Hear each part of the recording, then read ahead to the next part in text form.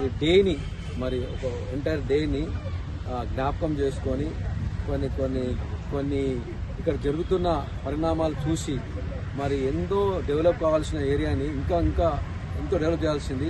కొంతమంది శక్తులు దీని మీద ఎన్నో కుట్రలు పన్నారు, కానీ వారు చేసిన ప్రార్థనలు అవి వ్యర్థం కాలేదు.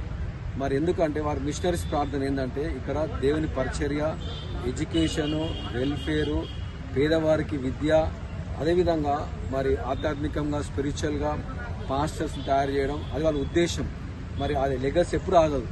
ఎందుకంటే వారి యొక్క పరిచర్య ఎంతో మరి స్ఫూర్తి, అంటే ఎంకరేజ్మెంట్ ఏంటంటే భావితరానికి మరి డెన్ను లాంటి యవనస్తులు ఈ ప్రస్తుతము ఎక్కడైతే మిషన్స్ మీద అరచక జరుగుతున్నామో వాటి మీద అతను స్పందించి మరి వారి బృందము డాక్టర్ రవితేజ, రాజ్ కుమార్, మరి హంసన్ బాబు, ప్రతాప్ గారు, ఇదంతా కూడా మరి గార్డెన్ దొర గారి కనీసం జ్ఞాపకం చేసుకొని అందులో ఒక చిన్న భాగం ఈరోజు రాజ్ కుమార్ గారు వారి గ్రామంలో ఒక మెడికల్ క్యాంప్ చేశారు.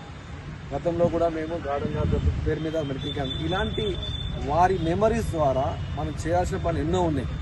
మరి ఎస్పెషల్లీ యూత్కి ఒక మెసేజ్ ఏంటంటే గార్డెన్ దొర గారి చరిత్రని గుర్తు చేసుకొని ముందుకు వెళ్ళాలి, అనేకమైన శక్తులను అరికట్టాలి. అన్నా